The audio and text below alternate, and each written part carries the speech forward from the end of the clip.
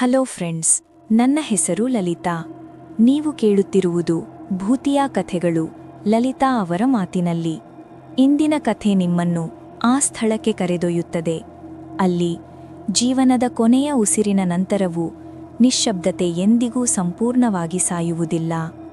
ನಗರದ ಅಂಚಿನಲ್ಲಿ ನಿರ್ಮಾಣಗೊಂಡಿರುವ ಒಂದು ಹಳೆಯ ಶವಗಾರ. ಅಲ್ಲಿ ರಾತ್ರಿ ಬಿದ್ದಾಗ ಗಡಿಯಾರದ ಪ್ರತಿಯೊಂದು ಟಿಕ್ ಟಿಕ್ ಕೂಡ ಹೃದಯದ ತಡಿತದಂತೆ ಕೇಳಿಸುತ್ತದೆ. ಅಲ್ಲಿ ಕಬ್ಬಿಣದ ತಣ್ಣನೆಯ ಡ್ರಾಯರ್ಗಳಲ್ಲಿ ಮುಚ್ಚಿರುವ ಶವಗಳು ಕೆಲವೊಮ್ಮೆ ಸ್ವತಃ ಸರಿಯಲು ಆರಂಭಿಸುತ್ತವೆ. ಮತ್ತು ಅಲ್ಲಿ ಹೇಳುತ್ತಾರೆ, ಕೆಲವು ದೇಹಗಳು ಹೋಗಿಬಿಡುತ್ತವೆ, ಆದರೆ ಕೆಲವು ಆತ್ಮಗಳು ಇಲ್ಲಿಯೇ ಉಳಿದುಕೊಳ್ಳುತ್ತವೆ. ಆ ರಾತ್ರಿ ಗಡಿಯಾರ ಸರಿಯಾಗಿ 12 ಹೊಡೆದಾಗ ಒಂದು ಕ್ಷಣ ವಿದ್ಯುತ್ ಹೋಯಿತು.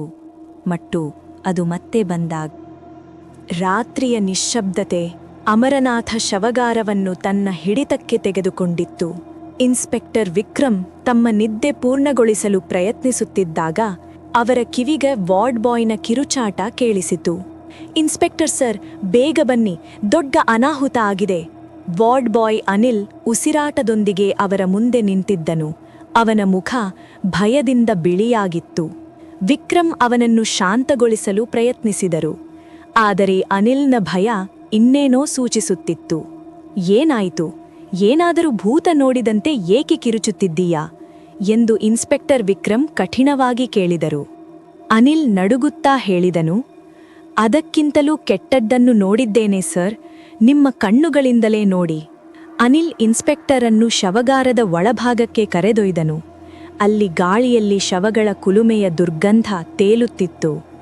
ಆ ದುರ್ಗಂಧ ಅಷ್ಟೊಂದು ತೀವ್ರವಾಗಿತ್ತು, ಯಾರನ್ನಾದರೂ ಬೆಚ್ಚಿಬೀಳಿಸುವಷ್ಟು. ಇನ್ಸ್ಪೆಕ್ಟರ್ ಕೋಪದಿಂದ ಹೇಳಿದರು, ನನ್ನನ್ನು ಇಲ್ಲಿ ಕುಲುಮೆಯ ಶವದ ವಾಸನೆ ಅನುಭವಿಸಲು ಕರಿತಂದೆಯಾ? ಅದಕ್ಕಾಗಿಯೇ ಇಷ್ಟು ಬೆಲರುತ್ತಿದ್ದೀಯಾ? ಅನಿಲ್ ಉತ್ತರಿಸದೆ ಕೇವಲ ಕೋಲ್ಡ್ ಸ್ಟೋರೇಜ್ ಕಡೆಗೆ ಬೆರಳು ತೋರಿಸಿದನು. ಒಂದೊಂದಾಗಿ ಅನಿಲ್ ಅಲ್ಲಿ ಇಟ್ಟಿದ್ದ ಶವಗಳನ್ನು ಹೊರತೆಗೆದನು. ಎದುರು ಬಂದ ದೃಶ್ಯವನ್ನು ನೋಡಿ ಇನ್ಸ್ಪೆಕ್ಟರ್ನ ರೋಮಾಂಚನ ಎದ್ದಿತು. ಪ್ರತಿಯೊಂದು ಶವದ ಮೇಲೂ ಏನೋ ಭಯಾನಕ ಕೃತ್ಯ ಮಾಡಲಾಗಿತ್ತು. ಇವರೆಲ್ಲರ ಶವಗಳಲ್ಲೂ ಒಂದು ಕಣ್ಣು ಕಾಣೆಯವಾಗಿದೆ. ಇದರ ಹೃದಯವೇ ಇಲ್ಲ. ಅಯ್ಯೋ, ಇದರ ಮೆದುಳನ್ನೂ ತೆಗೆದುಹಾಕಿದ್ದಾರೆ ಎಂದು ಇನ್ಸ್ಪೆಕ್ಟರ್ ವಿಕ್ರಮ್ ಬೆರಗಿನಿಂದ ಹೇಳಿದರು. ಅನಿಲ್ ಒಂದೊಂದಾಗಿ ಶವಗಳನ್ನು ಹೊರತೆಗೆದು ತೋರಿಸುತ್ತಿದ್ದಂತೆ ವಿಕ್ರಮ್ಗೆ ಇದು ಸಾಮಾನ್ಯ ಅಪರಾಧವಲ್ಲ ಎಂದು ಅನಿಸಿತು. ಇದು ಮಾನವೀಯತೆಯ ಎಲ್ಲಾ ಮಿತಿಗಳನ್ನು ಮೀರುವ ಘೋರ ಕೃತ್ಯವಾಗಿತ್ತು. ಅವರ ಕಾಲಿನಡಿಯಲ್ಲಿ ನೆಲವೇ ಜಾರಿದಂತಾಯಿತು. ಸತ್ತ ಮೇಲೆ ಶವದೊಂದಿಗೆ ಇಂಥ ಕ್ರೂರತೆ ಯಾರು ಮಾಡಬಹುದು? ಇದು ಶವಗಾರವಲ್ಲ, ಕ್ರೂರತೆಯೇ ಮನೆಯಾಗಿಬಿಟ್ಟಿದೆ. ಮತ್ತು ಇದು ಎಷ್ಟು ದಿನಗಳಿಂದ ನಡೆಯುತ್ತಿದೆ ಎಂದು ವಿಕ್ರಮ್ ಅನಿಲ್ನನ್ನು ಪ್ರಶ್ನಿಸಿದರು. ಅನಿಲ್ ಭಯದಿಂದ ಹೇಳಿದನು, ನಾನು ಯಾರಿಗಾದರೂ ಹೇಳಿದರೆ ಅವರು ನನ್ನನ್ನು ಹಾಸ್ಯ ಮಾಡಿದರು. ಆದರೆ ಸರ್, ಇನ್ನೊಂದು ವಿಷಯ ಇದೆ. ಅಂಗಗಳು ಕಾಣೆಯವಾದ ಆ ಶವಗಳು ರಾತ್ರಿ 12 ಗಂಟೆಗೆ ಹೊರಗೆ ಹೋಗಿ ಬೆಳಿಗ್ಗೆ 4 ಗಂಟೆಗೆ ಇದು ಏನು ಅರ್ಥವಿಲ್ಲದ ಮಾತು? ಶವಗಳು ಹೇಗೆ ನಡೆಯಬಹುದು ಎಂದು ವಿಕ್ರಮ್ ಕೋಪದಿಂದ ಹೇಳಿದರು. ಅನಿಲ್ ನಿರಾಶೆಯಿಂದ ಹೇಳಿದನು, ನೀವು ಕೂಡ ನನ್ನನ್ನು ಹಾಸ್ಯ ಮಾಡುತ್ತಿದ್ದೀರಾ?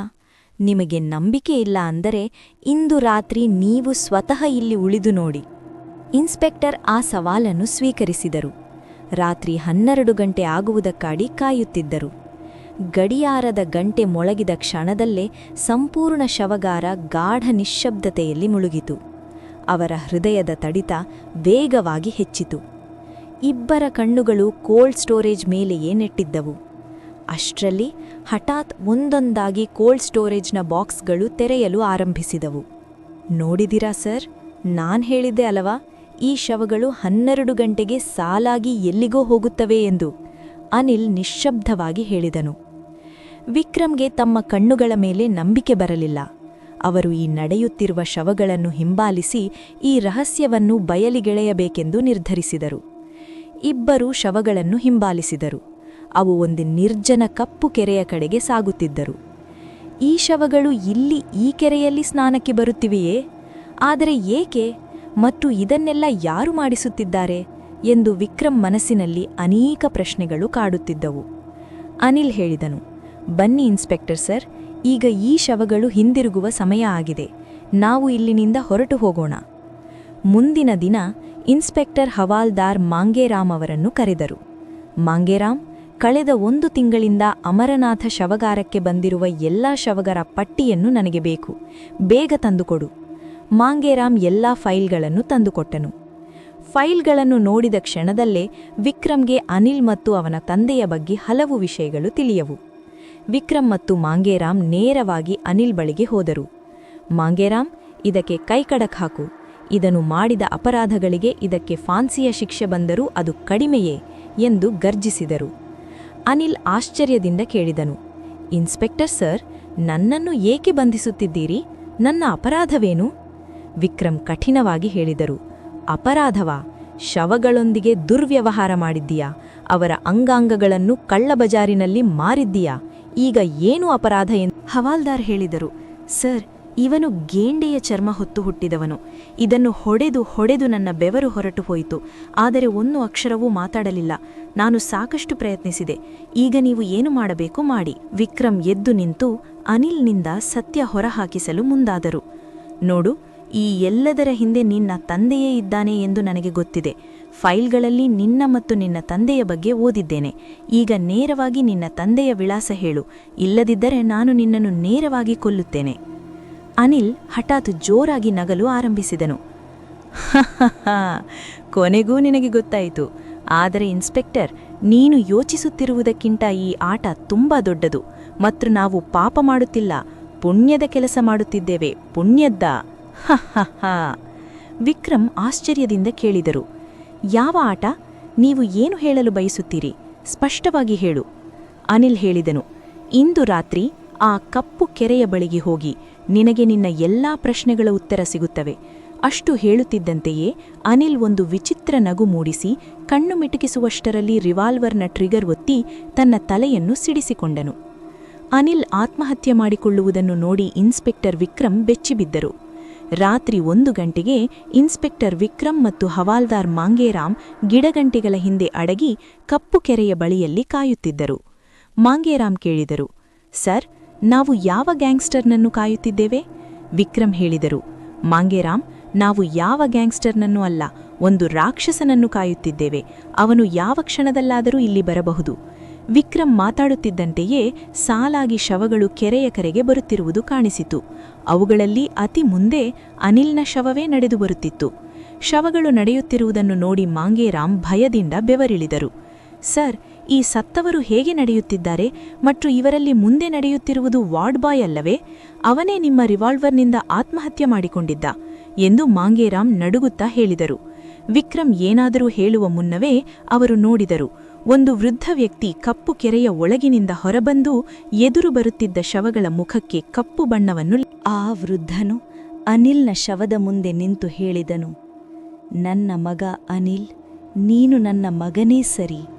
ಆದರೆ ಪಾಪ ಪ್ರತಿಯೊಬ್ಬ ಮಾನವನಿಂದಲೂ ಆಗುತ್ತದೆ.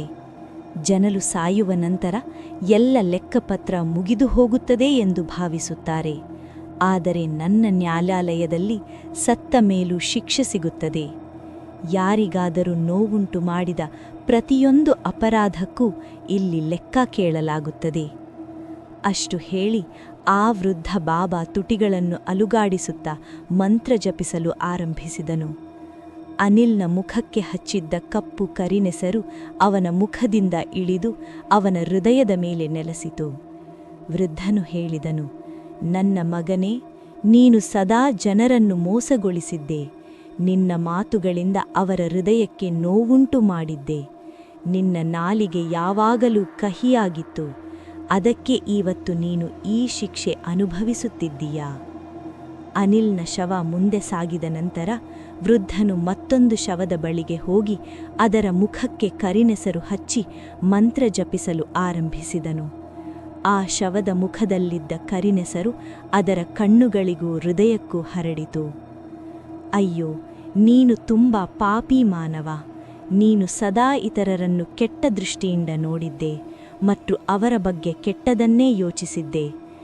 ಈಗ ಅದರ ಶಿಕ್ಷೆಯನ್ನು ಅನುಭವಿಸು. ವೃದ್ಧನು ತನ್ನ ಒಂದು ಕೈಯಿಂದ ಅದರ ಹೃದಯವನ್ನು, ಮತ್ತೊಂದು ಕೈಯಿಂದ ಅದರ 2 ಕಣ್ಣುಗಳನ್ನು ಅದರ ದೇಹದಿಂದ ತೆಗೆದನು. ಆದರೂ ಆ ಶವ ಕಪ್ಪು ಕೆರೆಯಲ್ಲಿ ಸ್ನಾನ ಮಾಡಲು ಮುಂದುವರೆಯಿತು. ಅಷ್ಟರಲ್ಲಿ ಇನ್ಸ್ಪೆಕ್ಟರ್ ಮತ್ತು ಹವಾಲ್ದಾರ್ ಗಿಡಗಂಟಿಗಳ ಹಿಂದಿನಿಂದ ಹೊರಬಂದು ಅವರ ಎದುರಿಗೆ ನಿಂತರು. ನಿನ್ನ ಈ ಘಿನೌನ ನ್ಯಾಯವನ್ನು ನಿಲ್ಲಿಸು. ಅಯ್ಯೋ, ಇವರ ಕರ್ಮಗಳ ತೀರ್ಪು ನೀಡಲು ನೀನು ಯಾರು ಎಂದು ವಿಕ್ರಮ್ ಕೋಪದಿಂದ ಹೇಳಿದರು. ವೃದ್ಧನು ವಿಕ್ರಮ್ರನ್ನು ಗುರುತಿಸಿದನು.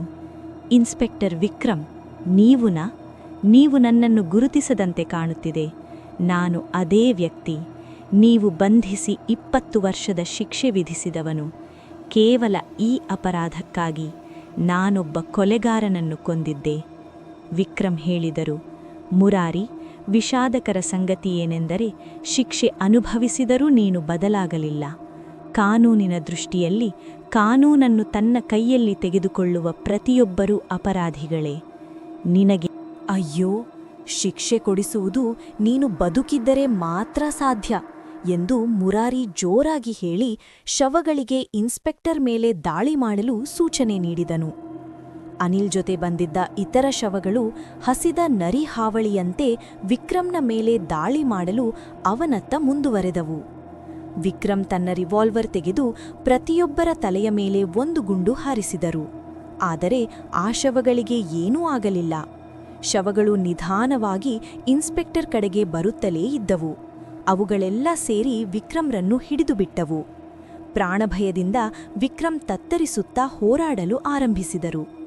ಮಾಂಗೇರಾಮ್ ವಿಕ್ರಮ್ಗೆ ಸಹಾಯ ಮಾಡಲು ಓಡಿ ಬಂದಷ್ಟರಲ್ಲಿ ಅನಿಲ್ನ ಶವ ಅವನತ್ತ ಬಂದು ಅವನ ಕುತ್ತಿಗೆಯನ್ನು ಕತ್ತರಿಸಿ ಕೊಂದಿತು. ವಿಕ್ರಮ್, ಏನಾದರೂ ಯೋಚಿಸು. ಬೇಗನೆ ಏನಾದರೂ ಮಾಡದಿದ್ದರೆ ಈ ಶವಗಳು ನಿನ್ನನ್ನು ಕಚ್ಚಿ ತಿನ್ನಿಬಿಡುತ್ತವೆ ಎಂದು ವಿಕ್ರಮ್ ಮನಸ್ಸಿನಲ್ಲಿ ಯೋಚಿಸಿದರು. ವಿಕ್ರಮ್ಗೆ ಶವಗಳ ಮೇಲೆ ಹಚ್ಚಿದ್ದ ಕಪ್ಪು ಬಣ್ಣ ಕಾಣಿಸಿತು. ಮುಂದಿನ ಕ್ಷಣದಲ್ಲೇ ವಿಕ್ರಮ್ ಆ ಕಪ್ಪು ಬಣ್ಣವನ್ನು ತನ್ನ ಮುಖಕ್ಕೆ ಹಚ್ಚಿಕೊಂಡರು. ಮುರಾರಿ ಬೆಚ್ಚಿಬಿದ್ದು ಕೇಳಿದನು, ನೀನು ಏನು ಮಾಡಿದ್ದೀಯಾ? ನೀನು ಬದುಕಿದ್ದೀಯಲ್ಲ, ಇನ್ನೂ ಸತ್ತಿಲ್ಲವಲ್ಲ? ವಿಕ್ರಮ್ ತಮ್ಮ ಮುಖಕ್ಕೆ ಆ ಕಪ್ಪು ಬಣ್ಣ ಹಚ್ಚುತ್ತಿದ್ದಂತೆಯೇ ಎಲ್ಲಾ ಶವಗಳು ಸ್ವಯಂ ಹಿಂದೆ ಸರಿದವು.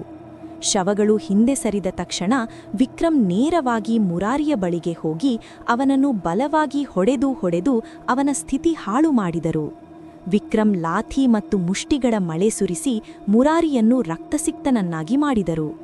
ಮುರಾರಿಯ ಸ್ಥಿತಿ ಅತ್ಯಂತ ಕೆಟ್ಟದಾಗುತ್ತಿದ್ದಂತೆ ವಿಕ್ರಮ್ ಅವನಿಗೆ ಕೈಕಡಕು ಹಾಕಿ ತಮ್ಮೊಂದಿಗೆ ತೆಗೆದುಕೊಂಡು ಹೋಗುತ್ತಾ ಹೇಳಿದರು, ಈಗ ಜೈಲಿನಲ್ಲಿ ನಿನ್ನೊಂದಿಗೆ ನೀನೇ ನ್ಯಾಯ ಮಾಡಿಕೊಂಡುತ್ತಿರು. ಆದರೆ ವಿಕ್ರಮ್ ಬಾಗಿಲಿನವರೆಗೆ ತಲುಪಿದ ತಕ್ಷಣವೇ ಹಿಂದೆ ಡ್ರಾಯರ್ ಸಂಖ್ಯೆ 13 ನಿಧಾನವಾಗಿ ತಾನಾಗಿ ತೆರೆದುಬಿಟ್ಟಿತು. ಮತ್ತು ಅದರ ಒಳಗಿನಿಂದ ಒಂದು ಹೊಸ ಶವ ಕಣ್ಣುಗಳನ್ನು ತೆರೆಯಿತ್ತು. ವಿಕ್ರಮ್ ನಿಜವಾಗಿಯೂ ಗೆದ್ದಿದ್ದನಾ? ಅಥವಾ ಅವನು ತಾನೇ ಇನ್ನೊಂದು ಆಟದಲ್ಲಿ ಸಿಲುಕಿಕೊಂಡಿದ್ದನಾ? ನಿಮಗೆ ಕಥೆ ಇಷ್ಟವಾದರೆ ದಯವಿಟ್ಟು ನಮ್ಮನ್ನು ಸಪೋರ್ಟ್ ಮಾಡಿ, ಲೈಕ್ ಮಾಡಿ, ಸಬ್ಸ್ಕ್ರೈಬ್ ಮಾಡಿ ಮತ್ತು ನಿಮ್ಮ ಸ್ನೇಹಿತರೊಂದಿಗೆ ಹಂಚಿಕೊಳ್ಳಿ. ಯಾಕೆಂದರೆ ಮುಂದಿನ ಕಥೆ ಬಹುಶಃ ನಿಮ್ಮ ನಗರದ್ದಾಗಿರಬಹುದು. ನಾಳೆ ಹೊಸ ಭಯಾನಕ ಕಥೆಯೊಂದಿಗೆ ಮತ್ತೆ ಭೇಟಿಯಾಗೋಣ.